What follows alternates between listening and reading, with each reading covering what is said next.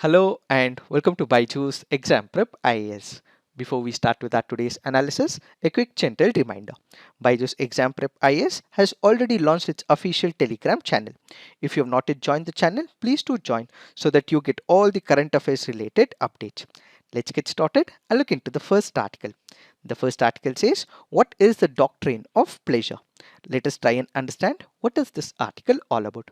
The article here is speaking about two issues. One is about the appointment procedure of the vice chancellors to different universities in Kerala. The second is about the doctrine of pleasure.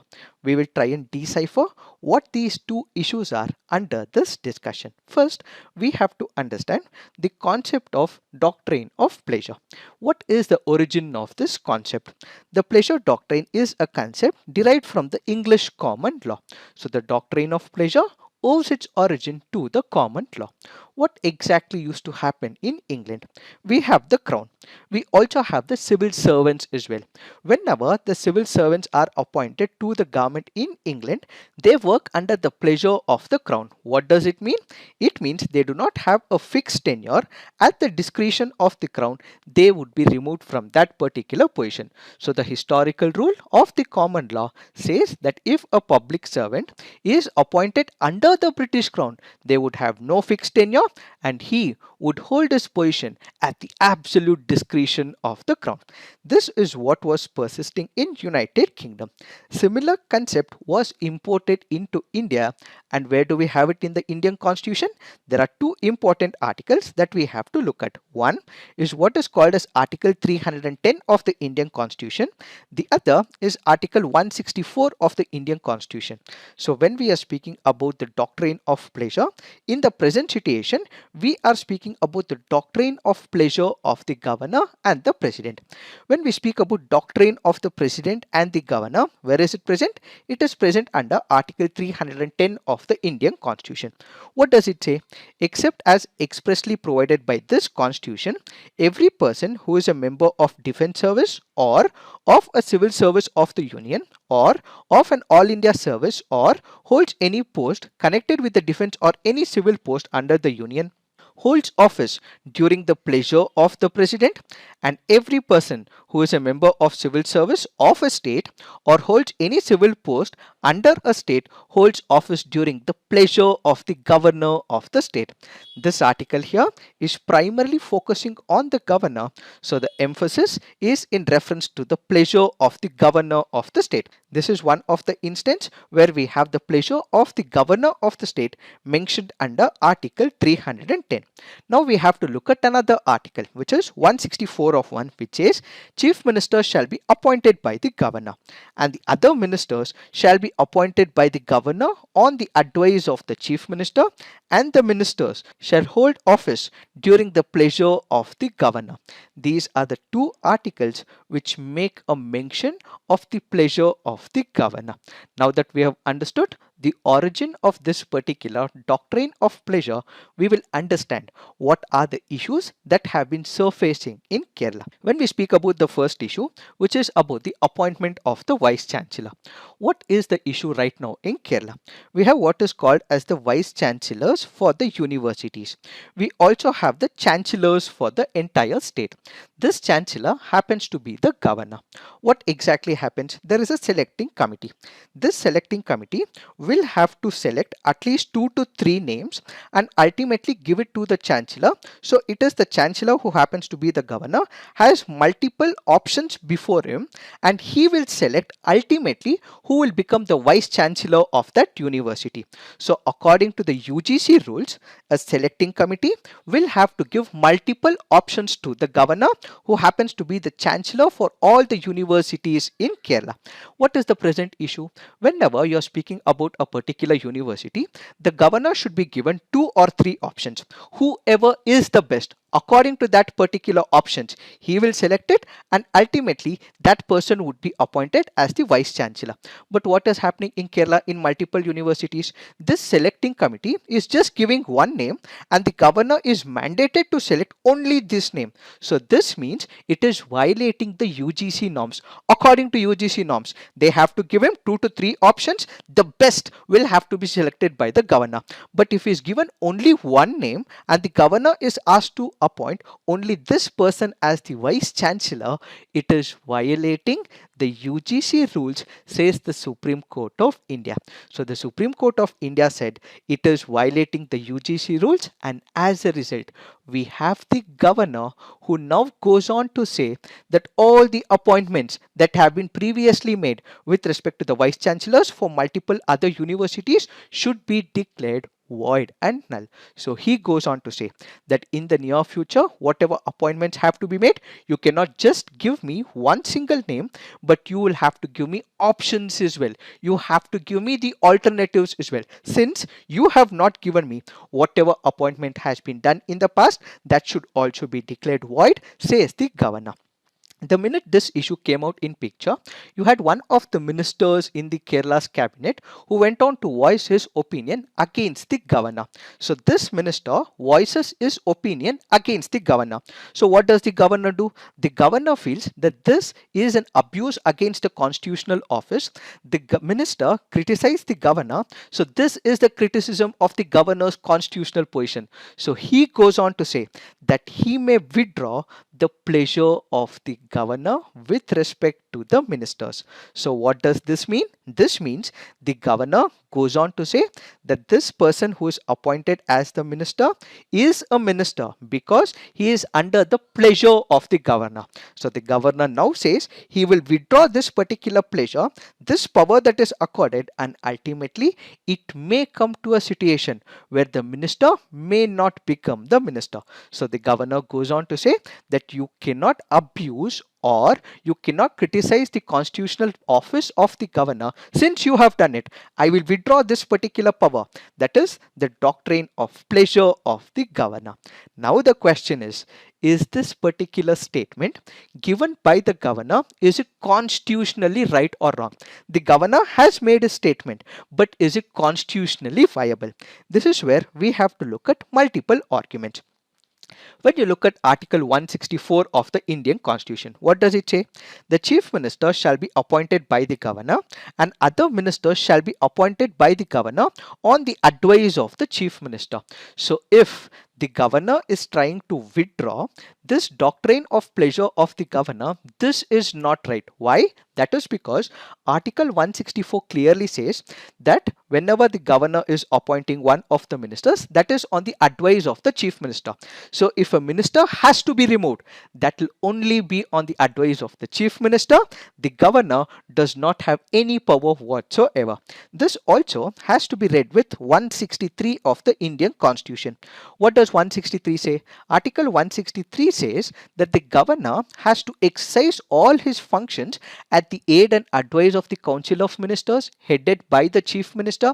So he does not have an independent powers. Yes, he does have the discretionary powers, but most of it will be on the aid and advice of the Council of Ministers, who will be represented by the Chief Minister.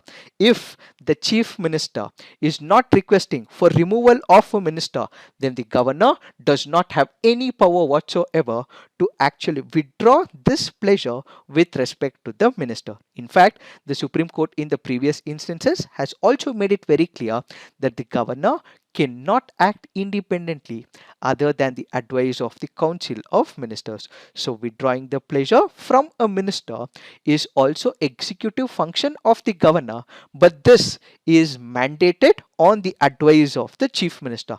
So on an individual level, the governor does not have this power because this happens on the advice of the chief minister. Added to it, whenever we speak about the governor, yes, the governor has some independent discretionary powers as well. Let's say, for example, whenever there is a government that is formed, the government does not have the majority. In that particular case, yes, the governor does have the discretion that he would be able to ask other legislators to come and form the government. But in the present situation, when you look at the legislature, the government already has enough number of MLAs in the legislature, so they are also able to form the executive government as well. So whenever the government has the numbers, the discretion at this particular point is not given to the governor. And if the governor goes ahead and actually withdraws this pleasure, it is violating the democratic principles of the country. So whenever we are speaking about the pleasure of the governor, it is not an independent stance that he can take. It happens only with the advice of the chief minister. If we literally interpret that it is the governor's pleasure happening on an independent platform, this ultimately means that he can withdraw every now and the government will no more stand, and this also creates chaos and instability when it comes to the government formation. So if the governor can withdraw at will, how will the system work? Then how will the system work for the continuity? This ultimately means this whole system will collapse if the governor so decides to withdraw the pleasure of the governor without the advice of the chief minister. So the view that the governor can act independently to remove a minister will also go against democratic spirit and the constitutional scheme of things. It is this that we have to understand with respect to this article. Now let's look into the next article. This article says amended IT rules are meant to make web safer for all. Let us try and understand what is this article all about. We had the government which had come up with the information technology, intermediary guidelines and digital media ethics code rules of 2021. First point that we have to understand is who is this intermediary. Let's say for example, you as a person, you are going to YouTube, putting up your content. So YouTube happens to become an intermediary. Let's say you go to Facebook, write a long story. So you put something on Facebook. So you once again become the content creator, but Facebook becomes the intermediary. Let's say you also have Twitter as well. Let's say you voicing your opinion, you write a statement on Twitter. So Twitter becomes the intermediary. So any person who goes on a social media platform, YouTube, Facebook or Twitter, and voices his opinion on that particular platform. So the platform that we have is what is called as the intermediary. So the information technology, intermediary guidelines and digital media ethics was dealing with how intermediaries will have to function. Social media intermediaries which registered users in India have a notified threshold, have been classified as significant social media intermediaries. According to this rule, there are two types of intermediaries. One is what is called as social media intermediaries. This does not have huge numbers behind them, but when you consider significant social intermediaries, large number of people are present on this particular platform. So on the basis of subscription, on the basis of number of people present on this particular platform, they have been broadly divided into significant social media intermediaries as well as social media intermediaries. These SSMIs are required to observe additional due diligence such as appointing certain personnel for compliance. What do we understand by this? The government of India has come up with laws. They have also come up with rules as well. This is for the people as well as for the intermediaries. Whether that particular intermediary has been following the rules and regulations and laws of the land, someone has to regulate it, someone has to follow it, someone has to look into it. That particular company will have to appoint one of the compliance officer so that they are able to regulate this entire activity, enabling identification of the first originator of the information on its platform under certain conditions. What do you understand by this? Let's say for example, you have Facebook, you also have WhatsApp as well. What happens in WhatsApp? You create one of the messages, you send it on a group or you send it to another person. So the minute you write something and send it to another person, you as a person who wrote it for the first time, you become the originator. But there has been an issue of fake news as well. People start transmitting fake news, and as a result, it can instigate the society, lead to public order issues as well.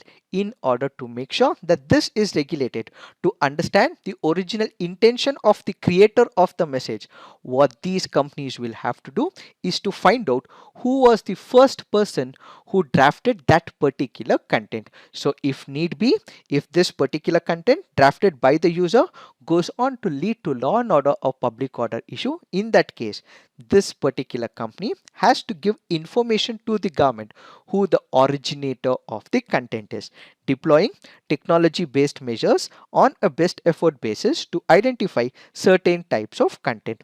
All intermediaries are required to provide grievance readdressal mechanism for resolving complaints from users or victims. Let's say you have an issue, you have a position that this particular content is put up on the social media platform, it is harming your reputation, or without your permission there is an image that is posted on the social media platform, there is a video as well, there is a defamation position that has been taken against you.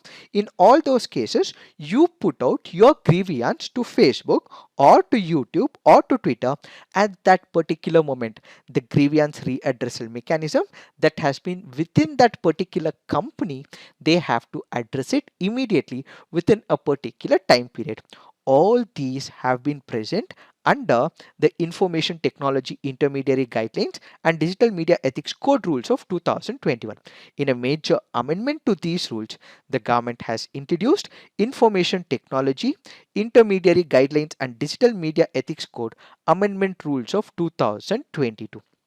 So this article here is primarily speaking about these amendments. What are these amendments? The intermediaries are to acknowledge the complaint within 24 hours and resolve the same within a period of 15 days. Let's say, for example, if it is a normal issue, you as a person have faced some issues. So you immediately put it out to this grievance readdressal mechanism within that particular company, that is Facebook or Twitter. They have to address it within 15 days. However, the complaints in the nature of request for the removal of information or communication link relating to obscene, pornographic content, content harmful for child, misleading content, content impersonating another person, content threatening unity, integrity, security of India, etc., shall be resolved expeditiously and within a period of 24 hours of reporting. For normal circumstances, they can remove it within 15 days, and for extraordinary circumstances where it is very important, this is far sensitive in nature, those content will have to be removed within 24 hours. So the first key provision is there will be a grievance readdressal mechanism. If a person happens to be a victim, is going through some grave issues, that particular issue will have to be addressed as soon as possible. So the rules also state that the appropriate safeguards can be developed by the intermediaries to avoid misuse by the users. Then this amendment also focuses on the intermediaries. What does it say? The intermediary shall prominently publish on its website, mobile based application, or both as the case may be, the rules and regulations, privacy policy, user agreement 1 in English or any language specified in the 8th schedule of the Indian Constitution. So what the intermediary has to do, if Facebook is one of the company, it has its own internal policies. Then we have the rules and regulations given by the government of India. All these rules and regulations, privacy policy of the company and India, and the user agreement will have to be given in the English language, but many people do not understand English as well. It might be regional languages, let's say for example Hindi, it can be Kannada, it can be Tamil, Malayalam, Telugu, so on and so forth. These languages will also have to be provided as well. So if you have a user agreement, provide it in English as well as the local languages. Currently, intermediaries are only required to inform users about not uploading certain categories of harmful and unlawful content. These amendments impose a legal obligation on intermediaries to take reasonable efforts to prevent users from uploading such content. Apart from you asking the users not to conduct a certain type of activity, make sure that you have your own programs, algorithms that it itself prevent such content from being posted on the online platforms. These intermediaries are now required at least once in a year to showcase to the users the rules, the regulations, as well as the privacy policy. For all the effective communication, make sure that you're not only using English as the language, but you also have local Indian languages as well.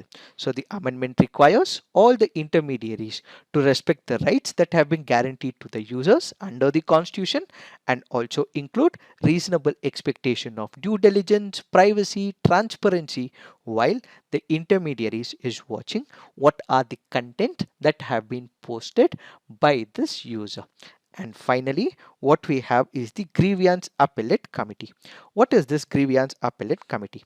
This shall consist of one chairperson and two whole-time members appointed by the government. Of these, one member shall be ex officio, while the other two shall be independent members. As per the amendment, Centre should notify a grievance appellate committee to deal with appeals against the decisions of the grievance officers of the social media intermediary. We did discuss that whenever a victim has an issue, he goes to the grievance addressal mechanism of that particular company.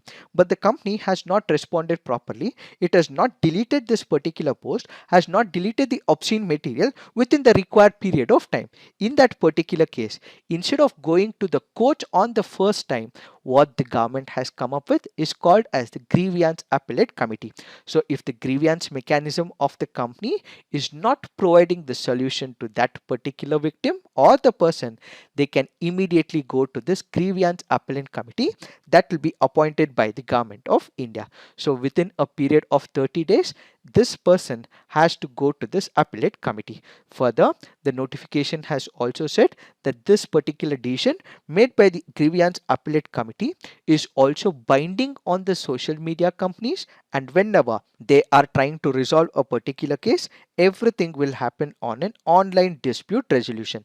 So if there is a victim who has a concern, they can voice it online, and this issue will also be resolved online as well. It can happen online and offline, but then to give importance to the online dispute resolution, the online system has also been enabled. However, users will always have the right to approach the court as well for any kind of remedy. What are the concerns with respect to this particular rule? A centrally appointed grievance appellate committee basically means that this content that have been posted on the social media intermediaries will now be controlled indirectly by the government. This is essentially a government censorship body that would hear all the appeals against the decisions of the social media platform, and they will remove the content or not, thus making all the bureaucrats arbiters of online free speech. These are some of the criticisms when it comes to this particular regulation. In fact, the government also has a major challenge as well. Some experts have welcomed the establishment of the grievance appellate committee, but they also say that the government may find it difficult to have adequate number of staff for this particular committee. Now let's look into the next article. This article says Kalanamak rice is now small and strong. Let us try and understand what is this article all about. This article here is speaking about Kalanamak rice. This is also called as the Buddha rice. That is because it is considered as a gift from Lord Buddha to the people of Sravasti when he visited the region after enlightenment.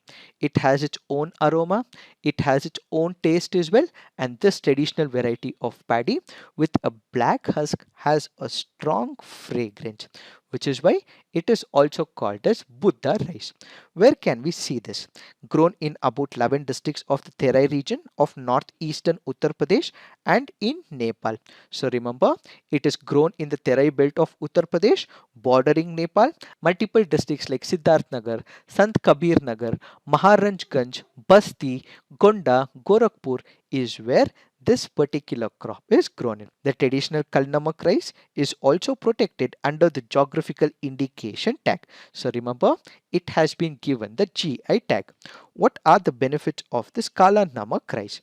The rice is rich in micronutrients such as iron and zinc and can help prevent Alzheimer's disease. It also contains 11% protein, which is almost double of the common rice varieties. Besides, it has a low glycemic index 49% to 52%, making it sugar free and suitable for even diabetic people. It also contains antioxidants such as anthocyanin, which is useful in preventing heart disease and also helps in improving health of the skin. It has also been found helpful in regulating blood pressure, blood related problems. Kalanamak is traditionally grown using no fertilizer, herbicide and pesticide, which makes it suitable for the organic cultivation as well. However, there are some concerns with respect to this rice. What is it? The major concern is with respect to what is called as the lodging. What is this lodging? Lodging is a condition in which top of the plant becomes heavy because of the grain formation. The stem becomes weak and the plant falls on the ground. To give you one such example, this is an example of lodging. So it becomes heavy at the top and as a result it breaks and falls towards the ground at the stem of it. So it will not be able to take care of itself because of the overweight at the top. It will not be able to sustain. As a result, it will break near the stem area. In order to overcome this particular issue, we have the Indian Agriculture Research Institute, which has successfully developed two dwarf varieties of Kalanamak rice. One happens to be Pusa Narendra Kalanamak 1638. The other happens to be Pula Narendra Kalanamak 1652. What will be the advantage of it? The advantage of these two varieties would be that the yield of this particular rice will increase over a period of time. It is this that we have to understand with respect to the Kalanamak rice. Now let's look into the next article. This article says, citing attack against ships, Russia moves to suspend grain exports. Let us try and understand what is this article all about. Russia invaded Ukraine.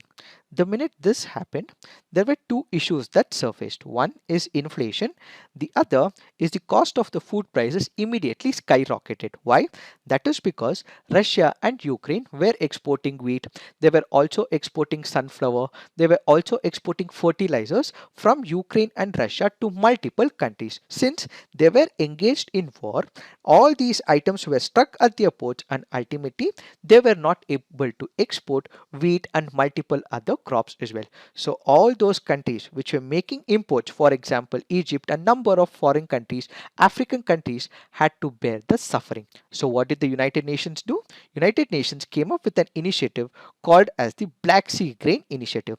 On 22nd July, the United Nations, Russian Federation, Turkey and Ukraine agreed the Black Sea Grain Initiative at a signing ceremony in Turkey's largest city, Istanbul. The deal allowed exports from Ukraine of grain, other foodstuffs and fertilizer, including ammonia, to resume through a safe maritime humanitarian corridor for three key Ukrainian ports. One is Kronomorsk, Odessa, the other happens to be Pivdeni, to the rest of the world.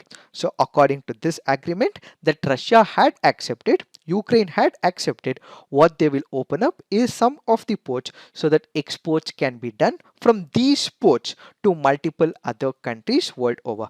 So the minute this initiative was taken, they started exporting wheat, sunflower, multiple other food crops from Ukraine and Russia to multiple countries. What was the advantage of it? Skyrocketing prices had come up because of the war. After this particular initiative was taken up, the food prices started dropping. So people were also able to afford the food as well. But now Russia is saying that it will suspend this particular initiative. That is because Russia says that there have been drone attacks against the Russia's Black Sea fleet ships. As a result, it says that it will suspend this particular initiative. If Russia goes on to suspend this initiative again, what we will see is increase of the food crops and ultimately many countries will start suffering like before. It is this that we have to understand with respect to this article. Now let's look into the next article. This article says banana, the highly nutritious fruit. Let us try and understand what is this article all about. From which country did it enter India? When we look into the data, bananas came to South India from New Guinea island through the sea route. Some have also claimed that it was in New Guinea that bananas have been domesticated. So where did it come from? It came from New Guinea. Where is banana grown in India? Largely in the peninsular southern coastal region, namely in the parts of Gujarat, Maharashtra, Karnataka, Kerala, Tamil Nadu, Telangana, Andhra Pradesh, Odisha, Bengal, and in the northeastern areas of the country such as Assam and Arunachal Pradesh. However, central and northern regions, Madhya Pradesh, Uttar Pradesh, Haryana, and Punjab also grow the plant, but neither is such variety nor in numbers. As part of the assignment, you have to put on the comment section which state in India is the largest producer of banana, and in the world which country is the largest producer of banana. Please put it on the comment section. What are the conditions that have to be met for growing of banana? Banana is basically a tropical crop, grows well in temperature range between 13 degree to 38 degree. In India, this crop is being cultivated in climate ranging from humid tropical to dry mild subtropics. What are the soil conditions? Soil for banana should have good drainage, adequate fertility and moisture. Deep rich loamy soil with pH between 6 to 7.5 are most preferred for the banana cultivation. But there are some diseases that can also impact banana as well. One such is what is called as the Panama wilt. What is this Panama wilt? This is where there is yellowing of the lowermost leaves starting from the margin, and ultimately it reaches the midrib as well. The leaves break near the base, hang down because of this particular disease. If you look into the nutritional value of banana, 10 to 20 mg of calcium, 36 mg of sodium, 34 mg of magnesium, and 30 to 50 mg of phosphorus per 100 gram of edible material. All these makes banana highly nutritious as well. What are the other advantages of banana? It is not just a fruit, but even its peel is of use as a biochar, which is used as both a fertilizer as well as used for the generation of electricity. Efforts are on to use it to drive the electric automobiles as well. These are some of the advantages of banana. Now let's look into the mains practice questions. A unilateral withdrawal of the pleasure by the governor has no constitutional consequence. Examine. Write a note on information technology, intermediary guidelines and digital media ethics code amendment rules of 2022. So please write all your answers on the comment section, peer review, and do give positive feedback to your friends' answers. So this is it for today. Thank you for watching.